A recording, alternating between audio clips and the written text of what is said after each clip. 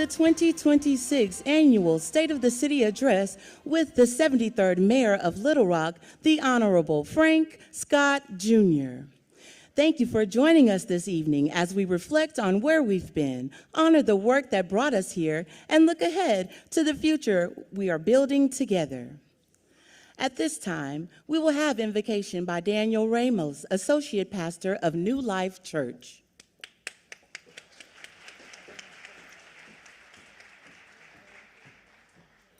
Hello, everybody. Please join me in prayer. Bow your head with me. God, we thank you for our beautiful city and the people that call it home. As we gather tonight to hear all of the accomplishments and vision, we just ask that you continue to guide us as we seek the peace and prosperity of the city. We pray for it because we know if the city prospers, we too shall prosper. We ask protection and wisdom for our leaders. God, you said in your word that when the wise are in leadership, the people rejoice. Give us growth, not just in structure, but give us growth in our joy. Give us growth in our love for our neighbors. Give us growth in our hunger for you. Let us be a city that sees transformation, sees vision turn into action, sees challenges turn into progress. God, bless our city. We love you, Jesus. We ask all of these things in your precious name. Amen. Welcome to the stage, the Pinnacle View Middle School Choir for the singing of the national anthem.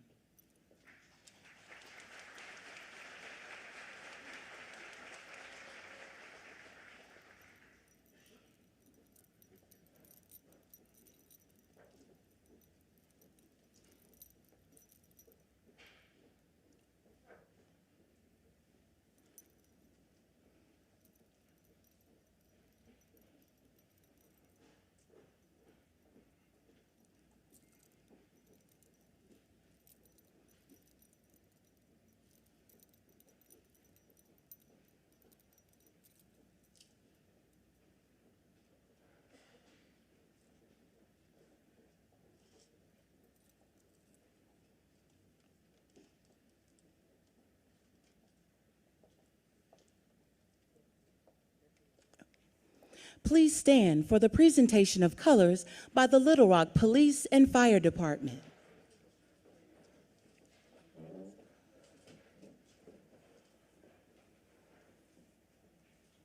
Ready, forward, march. Lift, lift, lift, right, lift, lift, lift, lift, right, lift. Mark time, hold. Left, face. Present, arms.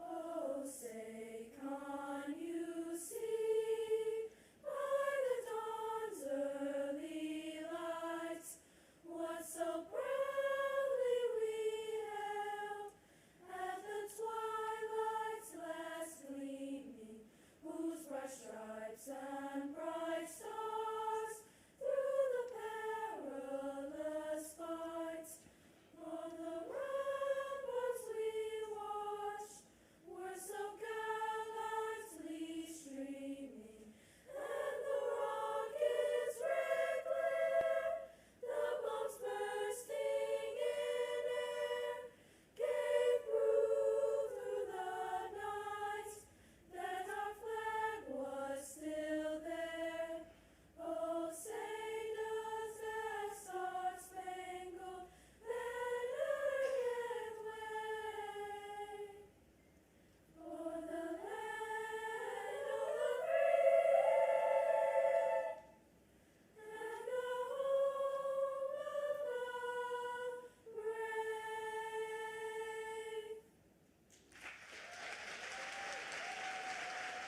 Please join us in the Pledge of Allegiance. I pledge allegiance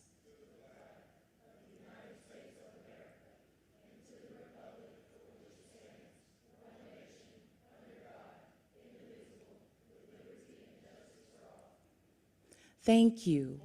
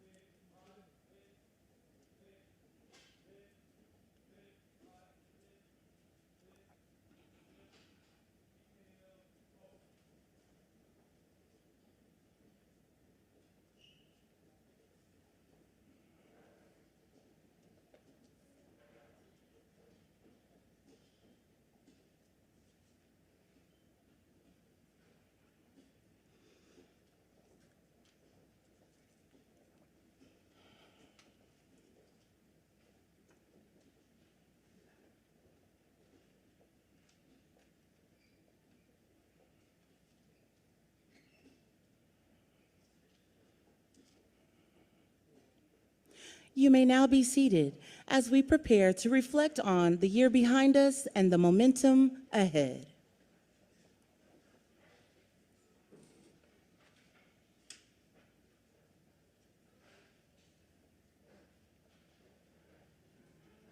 And with that, the 2025 season comes to an end.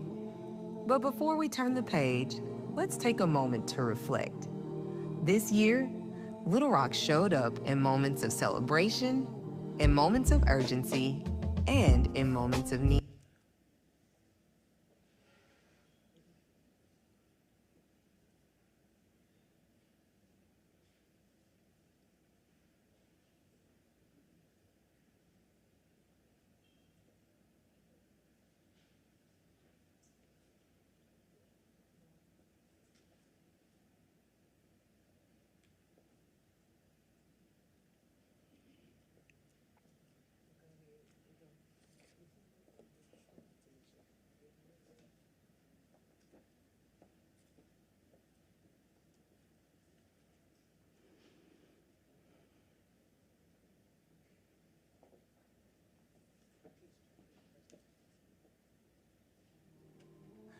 And with that, the 2025 season comes to an end. But before we turn the page, let's take a moment to reflect. This year, Little Rock showed up in moments of celebration, in moments of urgency, and in moments of need. We made sure people were seen and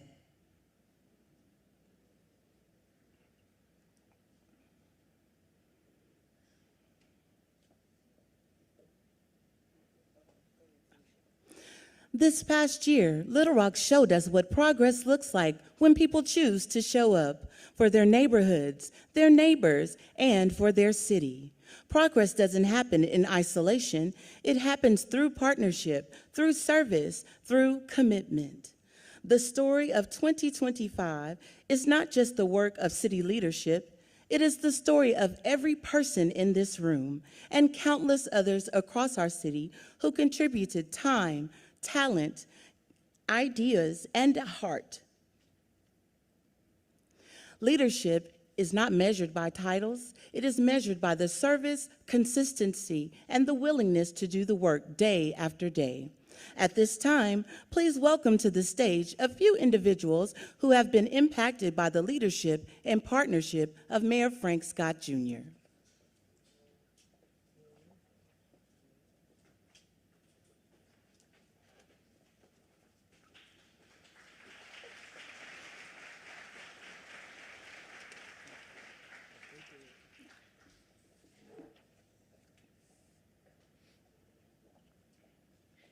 Good evening. My name is William Stormans, and I'm a proud participant of the Summer Youth Employment Opportunity Program here in Little Rock. Under the leadership of Mayor Frank Scott Jr., our city has made a real investment in young people, not just giving us jobs, but giving us access, mentorship, and exposure to real careers. Because of that investment, I had the opportunity to intern at the James Law Firm, where I gained hands-on professional experience that changed how I see my future. Programs like SYEOP exist because Mayor Scott believes the long-term growth begins with young people, and that opportunity should not depend on zip code, background, or who you know. It's the people-first approach to leadership that has earned Mayor Scott national recognition, including being named to Essence Magazine's 2025 Power 55 list for influential leadership in government and community development.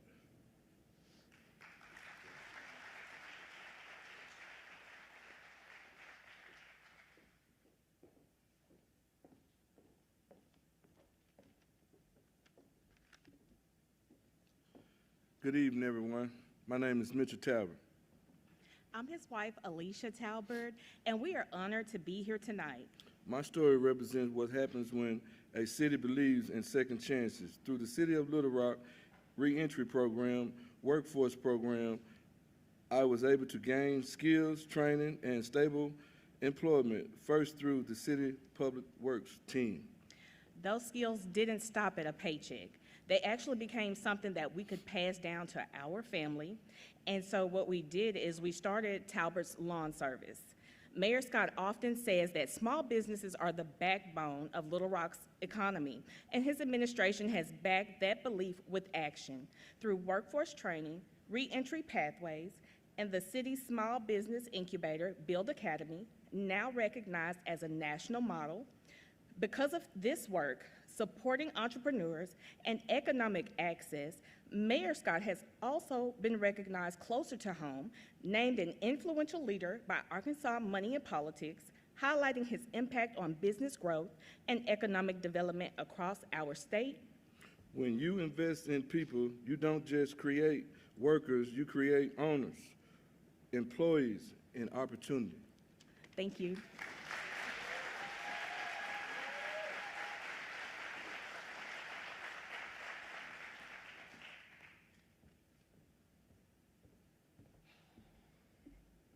Good evening. Brought my son up here for moral support. My name is Matthew Stallings. I'm the president of the Little Rock Firefighters Local 34, which is the labor union that represents the men and women of the Little Rock Fire Department. And so public safety is an obvious concern of ours, and under Mayor Scott, it's been a cornerstone of his administration. And we've seen that not just in policy, but also in the investment in people and how people are treated. Having just reached historic contractual agreements with both police and fire, we've seen a leadership style that values workers and sees and hears their workers. On the police side, we've seen the PD become the highest paid municipal department in the state of Arkansas, while also making investments in training and equipment and full-time social workers. On the fire side, we've seen the value that is placed on mental health and cancer prevention. Cancer being the leading cause of line of duty death among firefighters, we can't understate the importance or overstate the importance of having provisions that go into place this year where we phase out and replace turnout gear that could be leading to that fact, and we start cancer screening for our firefighters. So that is both prevention and detection, and those are the keys to fighting cancer deaths in the fire service. And I'm sorry, that is something that is very near and dear to us. So having worked alongside Mayor Scott to help craft some of these provisions, we've seen firsthand the leadership style that reflects compassion and empathy and values its workers, and understands that investing in public safety and investing in the public safety workers who keep the city safe is also an investment in this city. So under his leadership, we've seen that public safety, it's not just protection, it's also trust and partnership. Thank you.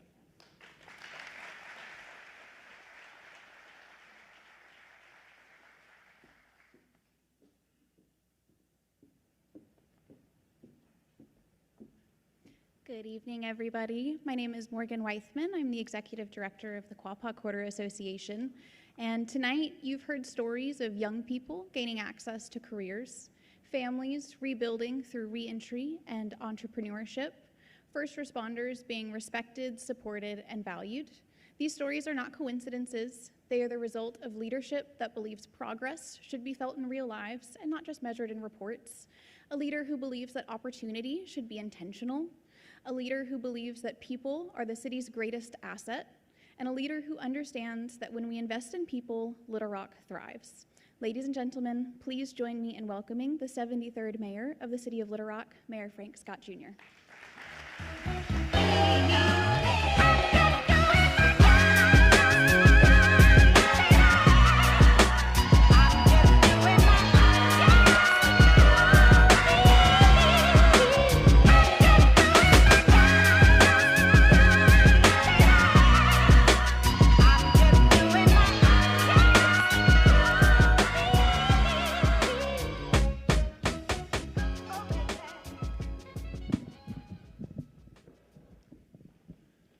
Let's give them another round of applause.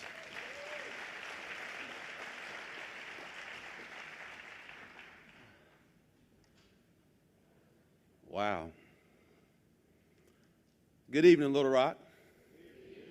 I want to begin tonight by recognizing my colleagues who are here, the members of the Little Rock City Board of Directors. If they all would please stand.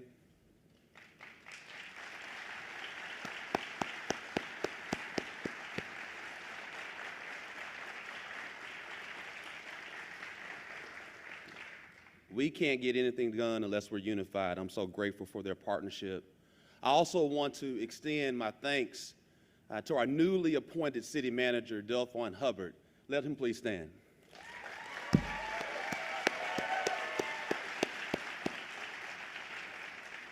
I want you to know that Chief Hubbard has taken on this responsibility with professionalism, discipline, and pride, and I'm grateful for his commitment to this city.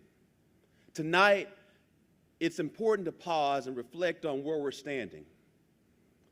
The hall sits along the historic West 9th Street, once a thriving center of Black commerce, culture, and music. Before segregation, redlining, and disinvestment disrupted its vitality, this corridor reflected opportunity built through creativity and community pride. Through intentional action and sustained work, we are restoring life to this corridor. This place stands as proof that when a city honors its past, it strengthens its future.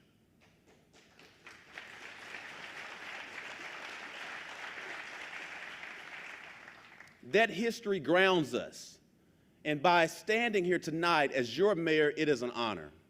It is also an honor to stand before you to share a report on the state of our city, the capital city of Arkansas, and the place we are proud to call home. I want to begin by thanking the residents of Little Rock. Doing the work means showing up early and staying late. It means fixing what is broken, strengthening what works, and pushing forward even when progress feels slow. It means understanding that no mayor builds a city alone. I lead alongside about 2,500 public servants and friends. We are doing the work. You see it in falling crime rates and sustained economic growth, including nearly 14,000 jobs we helped create. You see it in 28 miles of resurfaced roads and $72 million in secure grant funding that supports schools, nonprofits, and essential services. You see it in operational excellence, including our Fleet Services Department, which has earned national recognition as one of the 100 best public fleets in America. You see it in the delivery of 591 affordable housing units and the groundwork laid for more than 2,000 additional homes over the next 5 years with the right funding.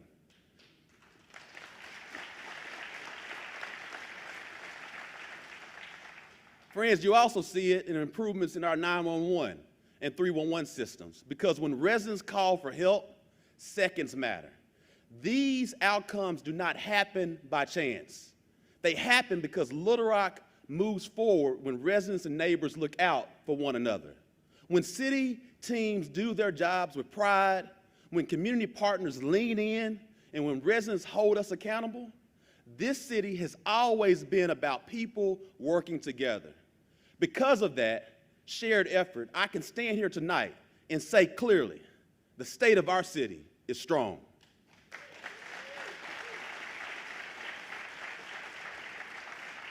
Not because challenges disappeared, but because we faced them. Not because the work was easy, and I can tell you it wasn't, but because we stayed with it. We kept showing up. We kept investing. We kept believing in what Little Rock can become. A city that works, a city that cares, a city that understands the future is built through effort, not excuses. Public safety remains the foundation of everything we do. Nothing else works if people do not feel safe in their homes, their neighborhoods, and their city. Safety is a moral obligation and the first responsibility of local government. I want to let you know, the data tells a clear story. Under the leadership of Chief Heath Helton, overall crime in Little Rock is down 28% compared to 5-year average. That means, where's Chief Helton? Is Chief Helton here? Chief, we share our appreciation. You have one of the hardest jobs. Thank you.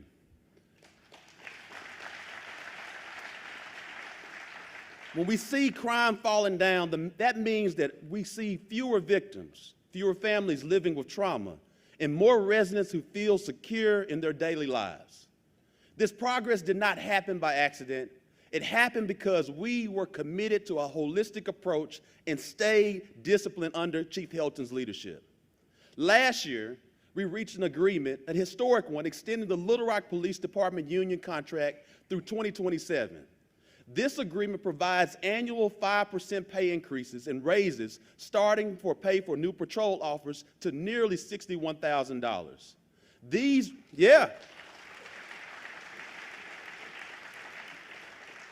These raises will make Little Rock home to the highest paid municipal police force in Arkansas. Today, nearly 5,500 residents and business voluntarily register with our real-time crime center.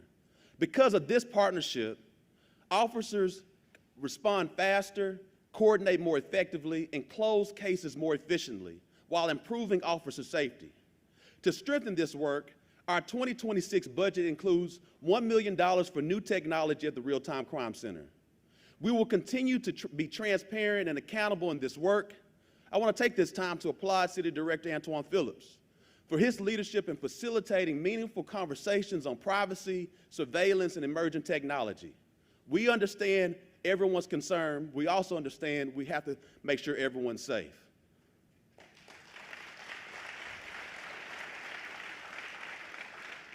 That approach reflects the fundamental fairness and the community-centered policing model we are committed to.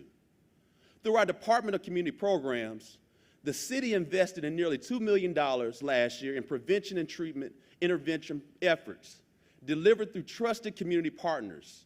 Those investments supported tens of thousands of hours of direct engagement focused on mentorship, conflict resolution, early intervention, and connection to opportunity. That work includes Project HEAL, Arkansas's first hospital-based violence intervention program in partnership with UAMS.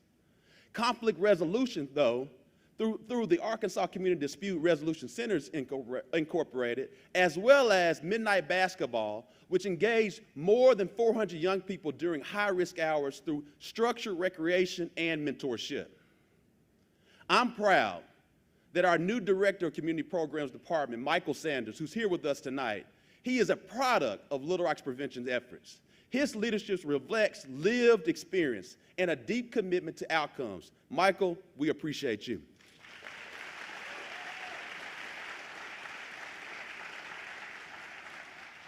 Safety also depends on readiness. Our 911 center has raised its call answer rate within 20 seconds to 93%.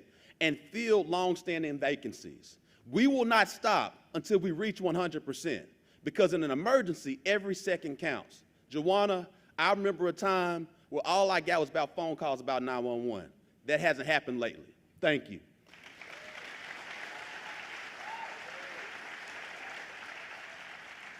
Working alongside our firefighters union, we reached a historic agreement that provides substantial raises for the next 3 years and reflect the respect our firefighters have earned. Thanks to our city board, we've invested more than $2.5 million beyond the regular budget to address deferred maintenance at our fire stations. I also want to take this time to recognize other efforts by city's directors Joan Adcock and Peck, who've been working with the Love Your Firefighters campaign. Let's give them a round of applause. The city board and I have acquired 5 new trucks with 9 more on the way. To the firefighters, we heard you loud and clear, they're on the way. We've completed a state-of-the-art Class A burn training facility. We've begun infrastructure for work at a new station in West Little Rock and started reconstruction of Fire Station 9 following the devastation of the 2023 tornado. I want to take a turn right now. Katie McClanahan, who is with us tonight, can speak to the courage of our first responders. During the April windstorm, a 4-foot oak tree crashed through her home and trapped her beneath it. After a neighbor called 911, firefighters rushed in and worked for more than 3 hours to free her. They saved her life. Tonight, we thank her, and we honor the first responders whose work represents the very best of public service. Katie, we praise you and we praise God.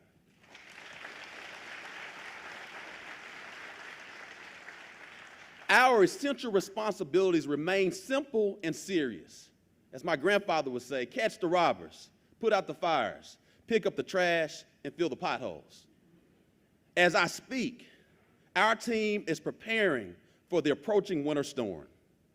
Our resiliency shines through our emergency response capabilities, and we will answer the call yet again. Public Works is readying trucks so crews can move quickly once conditions change. Our Housing and Neighborhood Programs Department has activated its winter shelter plan so residents who need a warm and safe place can get inside without delay. Readiness protects lives and keeps Little Rock moving. The work is making a difference, and we will not stop. Our economy continues to move, and we see that residual impact of the growth across our city. Companies choose us for our location, our skilled workforce, and swagger, and our quality of life. This year, we will work with the Little Rock Regional Chamber of Commerce and on a comprehensive marketing and promotional campaign to tell Little Rock's story more clearly and more confidently to international audiences. We will aim well beyond our goal to reach 400,000 people employed in the region by 2029. That requires teamwork. Jay Cheshire and Jack Thomas with the Chamber and Brian Day of the Port are here tonight. Thanks to close collaboration with our federal partners, we were able to successfully relocate an FAA facility. That effort enabled us to fully develop our first ever industrial super site. As a result, we will secure a major project in the coming months, likely bringing $1 billion investment and thousands of jobs. That is not an aspiration. Yeah.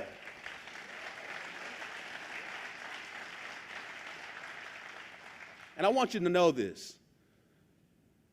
Little Rock is the largest city in a small state. Because of that team of Jay Cheshire, Jack Thomas, and Brian Day, and the city board, and a host of others, we always punch above our weight. And that's the reason why we're doing so well. That is not an aspiration. That is a commitment we are delivering.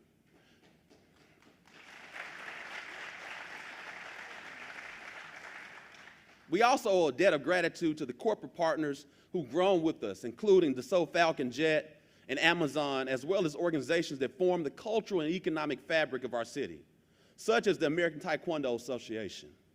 I actually took that Taekwondo class when I was a young kid in Southwest Little Rock at the old ATA building on Baseline Road. And so Taekwon Lee, who's the organization's second generation CEO, so we probably were sparring together, I bet. Probably not. I hear Director Phillips talking.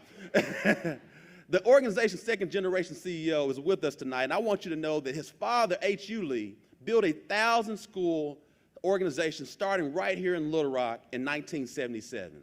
He believed deeply in this place. His motto was simple and powerful, and I still remember this today.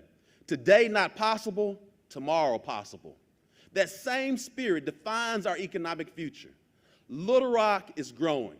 Little Rock is competing. And Little Rock is making sure that opportunity reaches the people who call this city home.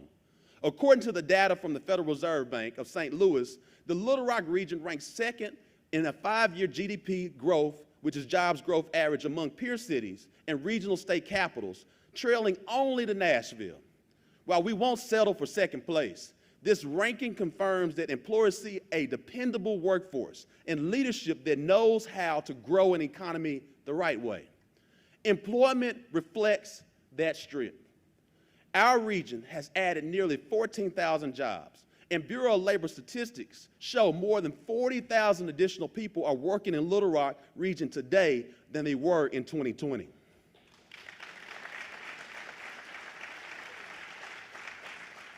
National recognition continues to follow the livability.com website, naming Little Rock a top 100 best place to live in 2025, and Forbes has shared through their advisor magazine recognizes us as a top destination for young professionals. But growth only matters if residents can access it. Workforce development is central to our strategy. Through the Little Rock Career Climb program, we partner with UA Pulaski Tech to create pathways into real careers. And we are scaling that effort through a new regional workforce initiative aligned with labor market demand. We have a responsibility to ensure that city employment opportunities extend to Little Rock's reentry population. Too many people face barriers to employment after paying their debt to society. That is why I've directed our human resource team to work with our departments to expand employment opportunities for our reentry population across city government. We will lead by example because when people receive a second chance, our workforce grows stronger and our community becomes more resilient. And as we support our residents, we also support our employees. This year, we have implemented a paid parental leave policy, providing up to 12 weeks of paid leave for employees across all paths to parenthood.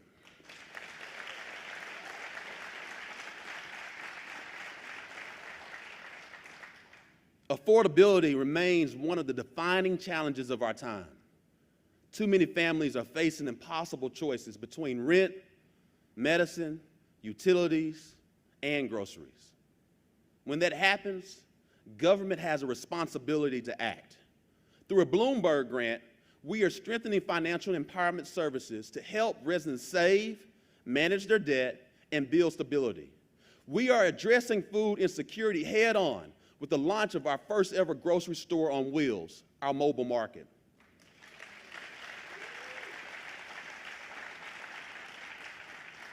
This store will offer affordable, fresh, and nutritious foods to customers in our underserved neighborhoods. This initiative fulfills our promise to make food more accessible.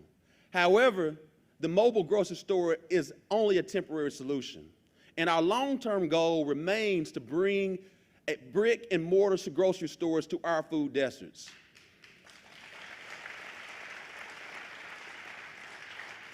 I want to take this time to thank City Director Kathy Webb for her work in that area. We call her the Hunger Czar, not only in Little Rock, but also Arkansas.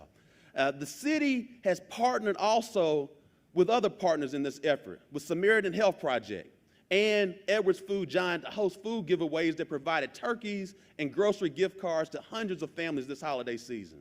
For many households, that support made the difference between stress and stability during a critical time. I want to take a moment to recognize Gary Prophet and the Edwards family for consistently stepping up and partnering with the city throughout the year to support our residents. Thank you, Gary.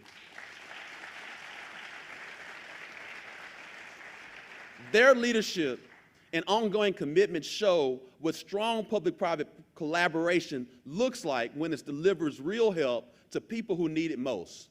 We are grateful to all of our community partners who demonstrate the power of collaboration rooted in compassion. This is reflected in our Housing Trust Fund. It represents a promise made and a promise kept. Approved by the City Board in 2025, it supports affordable housing, workforce housing, down payment assistance, and neighborhood stabilization. The workforce housing component is especially important. Our first responders, teachers, healthcare workers, and city employees deserve safe, high-quality housing in the communities they serve. Many of you have heard of public-private partnerships known as P3s. What we are building goes a step further. This P4, it was what we call it, model, brings together public, private, and philanthropic partners. The Housing Trust Fund is designed to accept investment from all three because the scale of this challenge demands maximum impact. If you represent a bank, a foundation, major employer, a philanthropic organization, and want to help fund housing solutions in Little Rock, we will work with you. For 2026, Realtor.com ranked Little Rock number 14 out of 100 metros areas for housing growth. That recognition reflects steady progress driven by intentional policy and targeted investment. We have already helped 480 families access housing assistance and provided $427,000 in down payment assistance to residents who would otherwise have remained locked out of home ownership.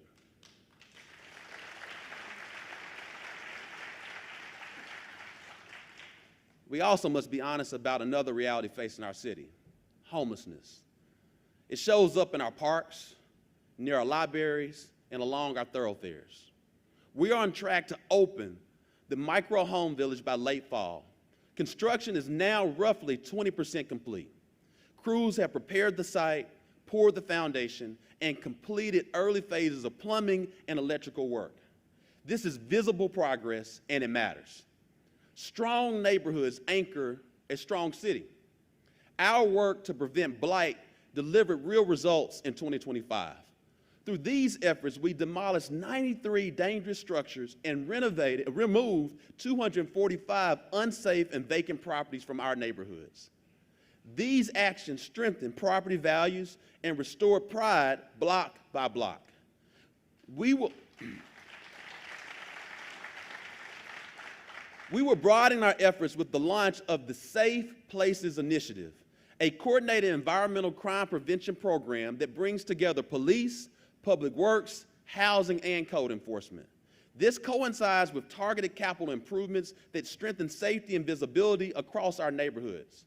Last year, the city secured a $2 million federal grant to convert 871 streetlights to modern LED fixtures in the priority locations.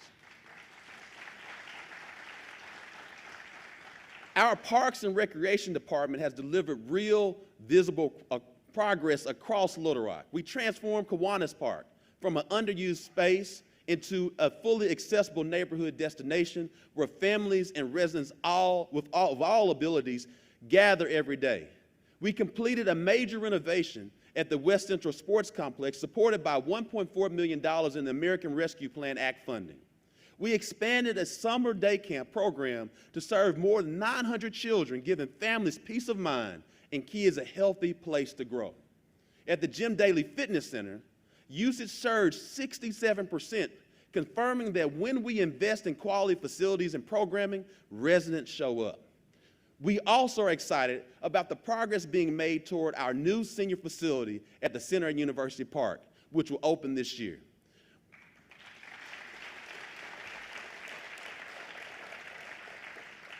We now have a bold master plan for 30 Crossing Park that will reimagine downtown around an 18-acre public space in the heart of the River Market, with features like a skate park and a fishing wharf that reconnects us to the Arkansas River, facing the river.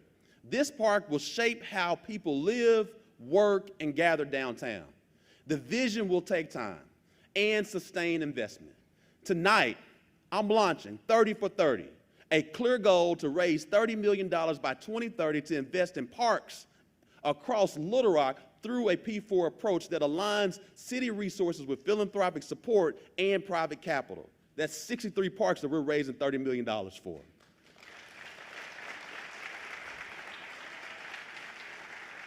This initiative will strengthen our entire park system, from neighborhood green spaces to signature destinations. I invite you to join me in supporting the Park Conservancy, our nonprofit city parks affiliate, as we begin this once-in-a-generation investment in our downtown future. Representatives are here tonight and ready to help advance this vision. So please get your checks out. Where's our Parks Conservancy people at? Where are they? I see. 30 Crossing Park is a part of our broader downtown master plan, with progress already on Finley Plaza, the $25 million renovation at River Market Hall that we just announced a couple weeks ago. And I want to take this time to recognize City Director Campiris, as well as City Director Phillips and City Director Virgil Miller for their connecting focus on downtown Little Rock. Let's give them a round of applause.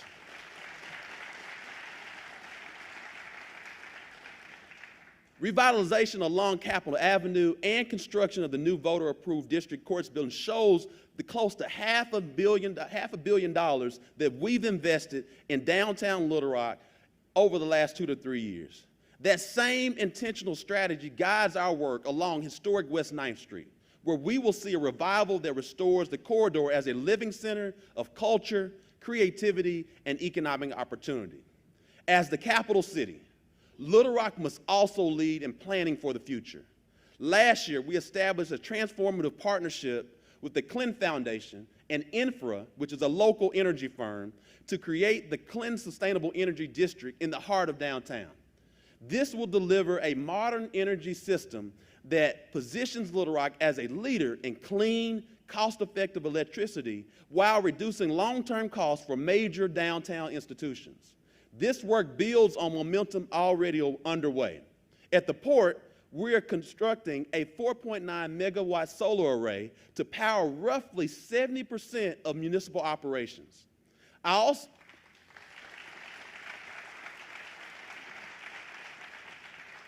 also want to thank our Sustainability Commission and City Directors Kathy Peck and Kathy Webb for their leadership in advancing Little Rock's first Sustainable Action Plan. It sets clear benchmarks, including transitioning half of the city's vehicle fleet to electric by 2030, and moves sustainability from aspiration to accountability. Through the steady leadership of Susan Altrui, the Little Rock Zoo is embarking on an ambitious expansion that strengthens its role as a regional destination and treasured community institution. This $12 million investment marks the zoo's first major expansion in more than a decade and coincides with its 100th anniversary. Parks do not thrive on plans alone. Downtown does not transform through blueprints alone. Institutions like the Little Rock Zoo succeed when residents show up.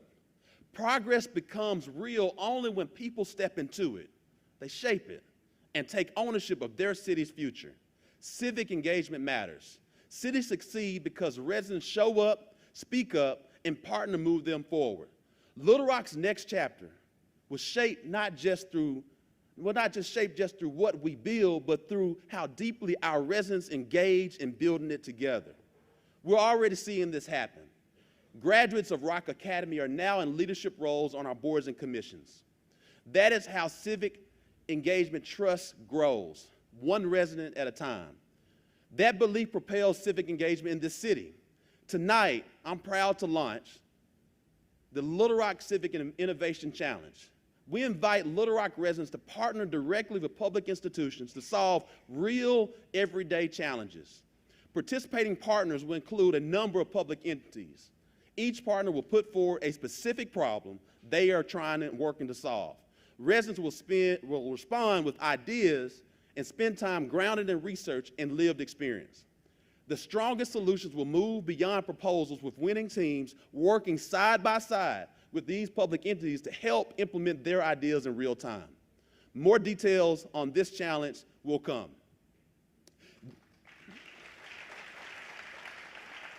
This is what modern civic engagement looks like. The government defines the challenge, residents help design the solutions, progress follows. Last year, the city board invested close to $2.1 million to purchase 5 new garbage trucks. That investment replaces aging equipment and expands route coverage, giving our crews the tools they need to deliver reliable service. Our operations are smarter. After a successful pilot of new routing software for our garbage trucks, we will now implement the software across our entire fleet. By moving sanitation operations into the digital age, we shorten time on the road, reduce wear on expensive equipment, and deliver better results for our neighborhoods. Promise made, promise kept.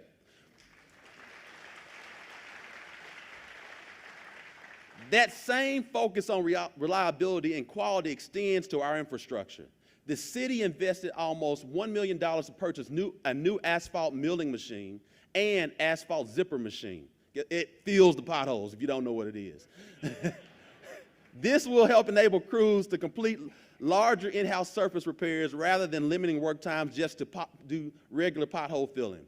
This investment strengthens our ability to restore streets more efficiently, extend the life of our roads, and delivering smoother, safer driving conditions.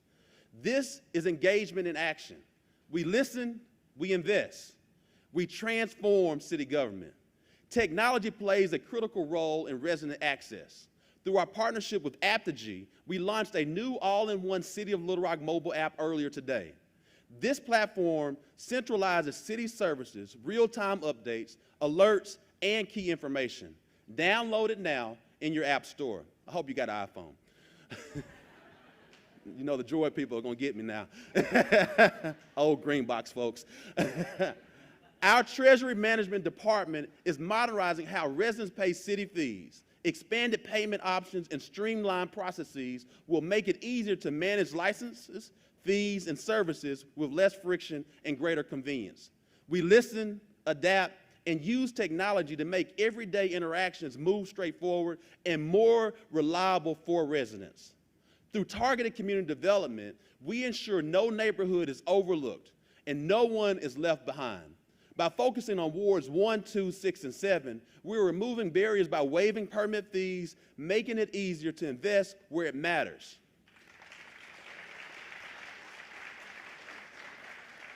It is our obligation to open the doors for all entrepreneurs.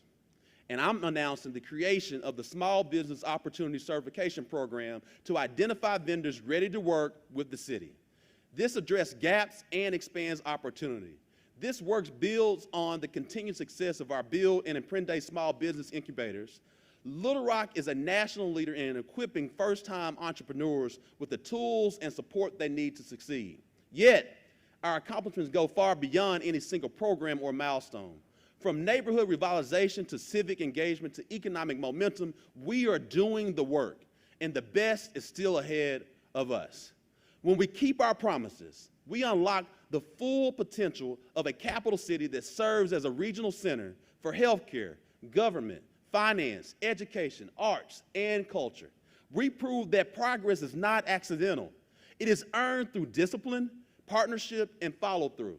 Travel and leisure may call Little Rock a best-kept secret, but I need every one of you to help make sure it stays a secret no longer. Talk about this city. Invest in this city.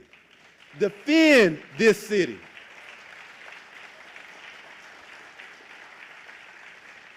We also must continue to believe in the city. We've grown forward despite historic flooding and winter storms. We've grown forward despite a catastrophic tornado. We've even grown forward despite a global health pandemic that tested every institution and every family. Through it all, Little Rock did not retreat. We adapted. We persevered. We moved forward together. Let us continue the work. There has never been more reason to believe in what this city can become. Little Rock's story is still being written, and together we will make it the next chapter our strongest yet. Thank you, and God bless Little Rock.